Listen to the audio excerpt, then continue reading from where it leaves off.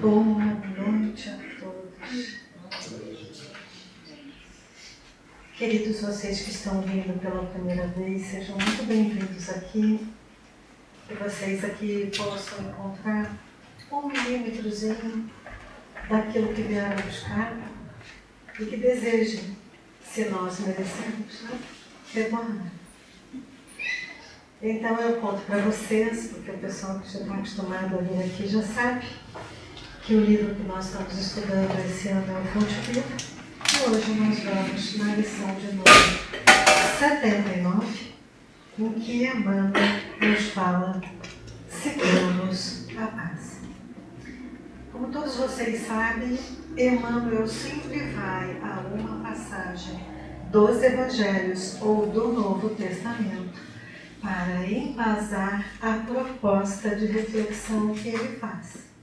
A passagem que ele foi buscar nesta lição está em 1 Pedro, capítulo 3, versículo 11. E eu, com muito prazer, vou ler esse versículo para vocês, mas quando estava preparando, dei-me conta de que necessário se faz lermos toda a passagem, porque isso traz sentido. O título dessa passagem de 1 Pedro é Entre Irmãos. E ele fala: finalmente, sede todos unânimes, compassivos, cheios de amor fraternal, misericordiosos e humildes de espírito. Não pagueis mal por mal, nem injúria por injúria. Ao contrário, bendizei, porque para isto fostes chamados, isto é, para seres herdeiros da bênção. Com efeito, aquele que ama a vida e deseja ver dias felizes, guarde a sua língua do mal e os seus lábios de proferir mentiras. Afaste-se do mal e pratique o bem. E então vem o versículo proposto por Emmanuel: busque a paz e siga-a. Porque os olhos do Senhor estão sobre os justos e os seus ouvidos estão atentos à sua prece, mas o rosto do Senhor se volta contra os que praticam o mal. Um pouquinho radical, acho que até pela tradução da época. Os olhos do Senhor, o rosto do Senhor se volta contra os que praticam o mal. É um pouco assustador, porque o Senhor não se volta contra ninguém. E exatamente sobre isso, Emmanuel fala nessa lição, mais uma vez, do começo até o fim, sobre livre-arbítrio. Então ele fala: muitos de vocês oram ao Senhor pedindo a paz. E vocês pedem a paz em oração nos mais diversos formatos. Alguns buscam profissão e reconhecimento. Quando recebem, não conseguem reconhecer o benefício recebido, porque talvez o salário não seja bem exatamente aquele que eu estava esperando ou que eu estava pedindo, não é? Ele começa falando assim mesmo: companheiros existem que desejam a tranquilidade por todos os meios e suspiram por ela, situando-a em diversas posições da vida. Contudo, expulsam-na de si mesmos tão logo lhes confere o Senhor as dádivas solicitadas. Pede fortuna material, quando a fortuna chega, mas isso não era o suficiente, não era bem o que eu estava esperando. Ou se esquece que aquela foi uma dádiva, foi uma bênção, e torna-se perdulário sem saber administrar adequadamente os seus bens. Recentemente tivemos aqui falando sobre isso, né? Sobre esse tema. Administra, dá conta da tua administração. Recebe então a dádiva do Senhor, mas não sabe fazer coisas boas com aqueles bens materiais que recebe, e entra naquela que os espíritos que compõem a Pleiade do Espírito da Verdade, que respondeu a 1019 perguntas a Allan Kardec no Livro dos Espíritos, dizem que é o mais radical de todos os vícios, o egoísmo. Então, nós pedimos, nós fazemos acordos, nós fazemos promessas, como se possível fosse barganharmos com a espiritualidade, ou com Jesus, ou com o próprio Criador. Se o Senhor me der tal coisa, eu vou lhe devolver de tal maneira, como se Deus precisasse de fato de alguma devolução da nossa parte. E aí recebemos e até cumprimos a promessa, mas depois que cumprimos a promessa dizemos: então tá, né? Já fiz a minha parte, vou me despreocupar. Muitos pedem a paz buscando o descanso do corpo físico, buscando menos trabalho, menos preocupações. Então nos lembra novamente o Livro dos Espíritos: para que reencarnamos? Para o que viemos aqui? Para nos esforçarmos, sim, pelo nosso crescimento, pela nossa melhora. Não estou aqui fazendo a apologia de o fazer neurótico, porque temos que acordar às 5 horas da manhã trabalhando e irmos dormir a 1 hora da manhã trabalhando. Não é disso que se trata, porque embora muita gente o faça de verdade, buscando resultados, mas tem algum esforço. A nossa melhora depende de nós olharmos para, como diria Chico Xavier, as nossas vicissitudes, as nossas más inclinações e queremos lidar com elas. E algumas das nossas más inclinações mais presentes, que eu não preciso nem falar muito para vocês, porque todos nós aqui conhecemos e nos encontramos com elas diariamente, são mentira, maledicência, inveja, falta de controle dos pedidos e dos desejos egóicos. E por conta daquilo que nós queremos, nós somos capazes de fazer qualquer coisa, e depois nos ajoelhamos e dizemos: meu Deus, mas o que é que foi que eu fiz? Por que será que eu estou recebendo essas respostas que não são as que eu gostaria? Não é mesmo? Então, ele vai falando aqui para a gente e ele faz uma pergunta nessa lição: será que nós realmente sabemos o que é paz quando a pedimos em oração? Quando nós estamos em oração pedindo por paz, o que de fato está por trás dos nossos pensamentos? O que de fato nós estamos pedindo? Meu Deus, me dá um pouco de sossego daquela minha irmã que é chata.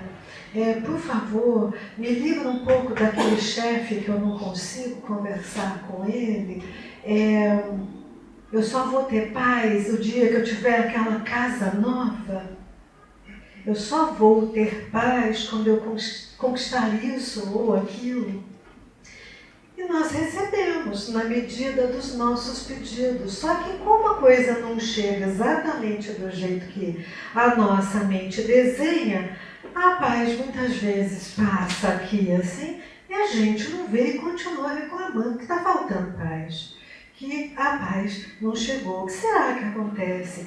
Eu oro todos os dias, eu faço tudo tão direitinho e a paz não chega para mim. Então, Emmanuel fala: paz não é indolência do corpo, é saúde e alegria do espírito.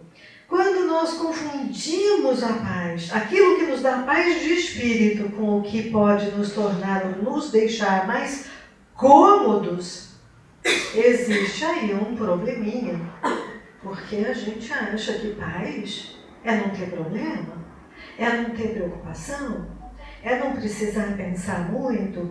Quem conceitua a paz desse jeito vai passar o restante da encarnação se decepcionando, vai continuar buscando, né? Jesus disse no Evangelho de João, no capítulo 14, versículo 27, deixo-vos a paz, a minha paz vos dou, mas eu não vou a dou como o mundo a dá. A minha paz é dizer a vocês que não se perturbe o vosso coração e nem se atemorize. Então, Jesus, quando fala de paz, qual é a paz que nós devemos seguir? Porque buscando a paz todos nós estamos. Mas a pergunta é, nós estamos seguindo a paz? Qual é a paz que foi exemplificada por Jesus nos evangelhos de Mateus, de Marcos e de Lucas? Ele diz que quem quiser vir após a mim, quem quiser vir comigo, tome a sua própria cruz e siga-me. O que é tomar a sua própria cruz?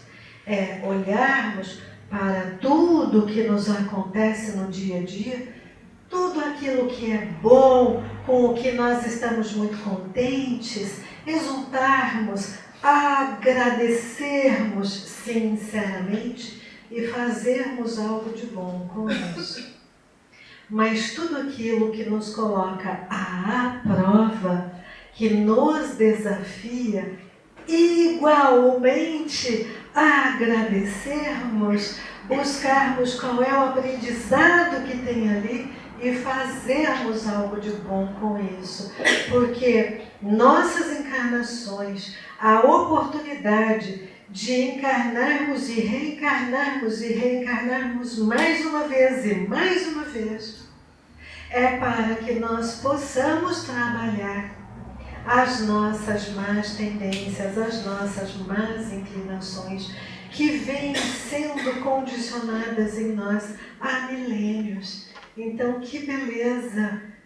A justiça divina nos permite voltar e, embora não nos lembremos por que voltamos, porque, sinceramente, gente, eu não sei vocês, mas eu costumo brincar e dizer, se eu soubesse tudo que eu ia passar aqui quando eu reencarnei, eu teria me suicidado aos 2 anos de idade. Porque ninguém gostaria de saber, de ter essa informação e dizer, nossa Senhora, eu vou ter que viver com aquele homem, eu vou ter que viver com aquela mulher, eu vou ter que perder o emprego quantas vezes, eu vou ter que perder um membro do meu corpo, eu vou ter que sofrer uma doença muito grave. Imagina a gente, enquanto está na infância, pré-adolescência e adolescência, recebendo essas informações. Será que nós quereríamos de fato seguir adiante? Então, mais uma vez, a justiça divina coloca um véu de esquecimento temporário em nós, para que diante das provas que se apresentam, nós possamos provar a nossa fé, a nossa persistência, a nossa vontade interna e seguir adiante. Isto é seguir a paz. Então, o que Emmanuel nos traz nesta lição é: muitos de nós buscamos a paz e ela se apresenta, mas nós temos dificuldade de segui-la, porque ela não se apresenta do modo como nós gostaríamos. Emmanuel então nos fala que seguirmos a paz é nos reconciliarmos com os nossos irmãos, mas é nos reconciliarmos antes com nós mesmos, porque somos luz, mas também somos sombras. Temos maus pensamentos, temos maus desejos, e está tudo certo. Não precisamos nos punir por causa disso, senão que reconhecer os nossos maus pensamentos, os nossos maus desejos e dizer, opa, preciso fazer uma correção de rota aqui. Porque eu estou aprendendo alguma coisa com isso. Então, cuidado para com os recursos naturais, respeito para com a criação divina, nos reconhecermos como parte desse todo. O Evangelho segundo o Espiritismo nos fala que a paz demanda resignação para nós lidarmos com as dificuldades e adversidades, para nós lidarmos com as diferenças. O Evangelho segundo o Espiritismo ainda não usa o termo que nós temos utilizado bastante atualmente, divergências, mas fala em diferenças. Diferenças de pensar, diferenças de agir, diferenças de fazer. Não é porque o outro pensa, age ou faz diferente de nós que nós precisamos ver no outro um inimigo. O Evangelho segundo o Espiritismo nos diz que a paz é uma bem-aventurança, como disse Jesus, um estado de felicidade e de alegria que se conquista com a prática da caridade, da paciência e do amor. Lei de Justiça, Amor e Caridade, capítulo 10º do livro 3º do Livro dos Espíritos.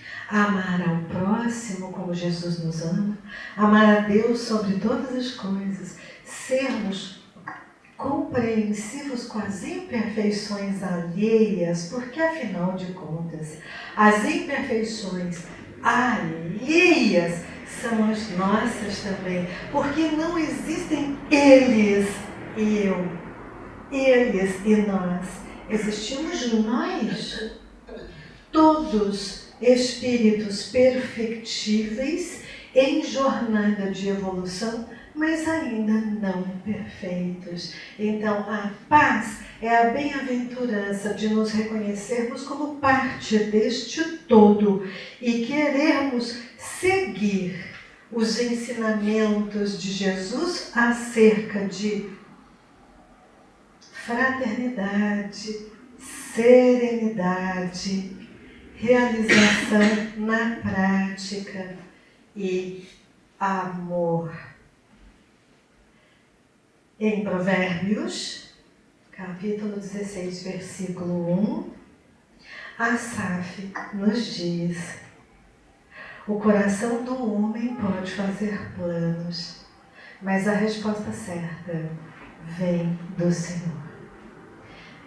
Encontrarmos a paz e seguirmos a paz é entendermos que, a despeito de todas as nossas ações e movimentos e pedidos, a resposta certa nos chega no momento que nós estamos preparados da melhor forma que possamos receber e não no nosso tempo. É bem desafiador. Então, a proposta de Emmanuel é: continuem buscando a paz, mas, sobretudo, sigam a paz, sigam em paz. E assim, nós pedimos a Jesus, o nosso maior e mais reto modelo, que nos ajude a seguir a paz. Que assim seja.